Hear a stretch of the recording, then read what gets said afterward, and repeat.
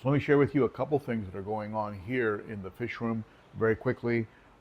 Before going to Ohio, I went and paid a visit to my friend Joe, just a wonderful guy here in Tennessee, over in Dixon actually, not far from me. It takes me about 20-30 minutes to get there, and they have about 80 acres where they have the business GlassCages, where they make beautiful tanks. If you follow GlassCages on Instagram, you can see some of the work that they do. It's absolutely stunning. And while there, Joe and I worked out a deal, and I was able to come home with a new sump for the 210-gallon South and Central American tank. And I'll show it to you and let you know what I'm going to be doing with it. This is truly an unveiling. No one has seen this tank before. It is an acrylic tank, brand new, and it has one seam. This is the only seam, and otherwise the acrylic is wrapped around. And I'll show you a close-up on that corner there so you can see what I'm saying, or know what I'm talking about. But this is the only place where there's a seam on the aquarium. It's a beautiful aquarium. It would be a beautiful aquarium if it wasn't a sump, and very well made. You can see here the way it's braced on the top. You can also see the inside. It has baffles. I was going to go with just a 40-gallon breeder with no baffles, but he had this tank and gave me a deal I just couldn't refuse, and so I'm going to go ahead and use a tank with baffles. You can see here it's more of a traditional type of seam that you'd expect to see in an aquarium. It doesn't have the silicone that you would normally see, because acrylic tanks are made differently, right? But over here you can see what I'm talking about. This is a curved. They take the acrylic and they curve it. They bend it, so you end up with these corners that don't really include a seam. They're just rounded.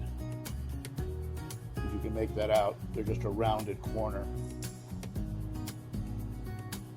On the inside of the tank, get a better angle from this side. You've got a tray down here, and I'm not sure if I'm going to be able to use socks or use socks. There's a tray where the water dumps into. I might just put some of those blue balls, if you're familiar with those blue balls, maybe use some of those.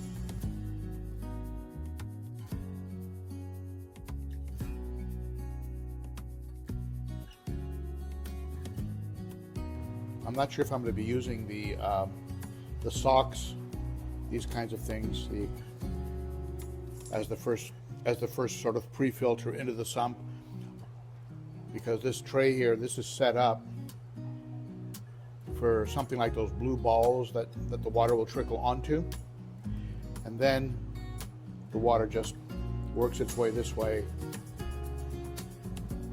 and then right here we'd have the pump, right?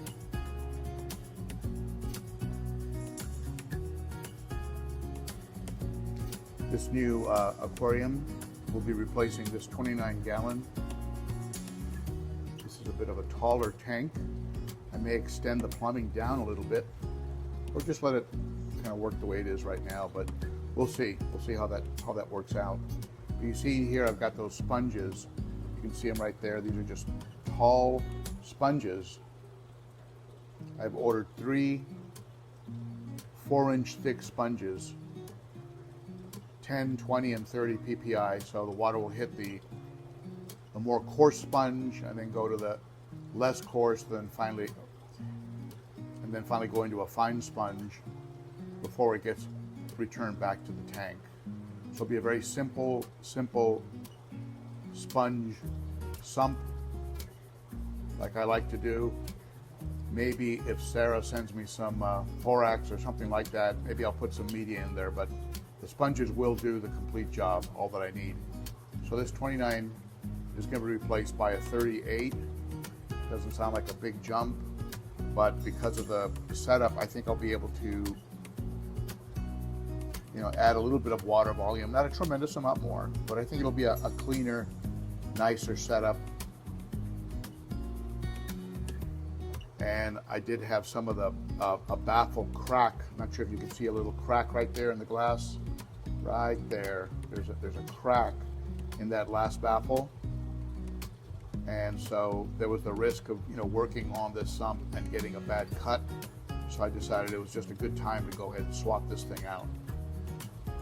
One of the nice things about sumps is you can keep a heater in a sump.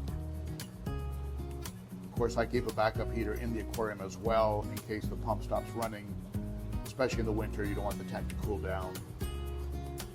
But this will be the replacement, and that's a project I'll be doing this week. I'll let you see the final outcome. The new plants in the 55-gallon planted community tank are doing well. There was a little bit of a melt back, and some of the swords I noticed broke off. The penny, I think it was called penny wort, that didn't do well at all. It just sort of disintegrated. So obviously my water conditions are not good for that plant. But everything else seems to be doing well. The hornwort got trimmed back a bit. And perhaps most importantly, the fish are doing great. It looks like a pleco has taken up residency in one of the caves.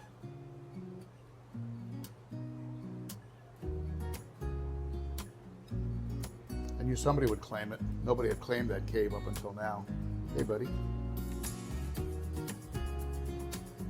Albino Ochart.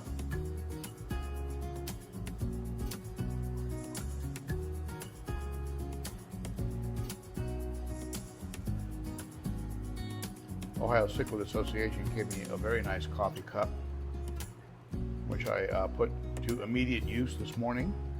They also gave me a nice hat and a polo shirt. Very, very, very nice of them. They flew me in, they put me up in a hotel, and they took real good care of me. Kept me fed. I was gonna say fed and rested, but I wasn't rested because I was taking very early morning flights. But I'm recovered. So that's the update. I hope you enjoyed that. Certainly comment below. I love your input. Give the video a thumbs up, subscribe, hit that bell if you haven't already. Really helps the channel when you do that. And maybe I'll see you on Saturday at the Cichlids Coffee live stream every Saturday at 11 a.m. Central. And otherwise, I'll see you again. Thanks.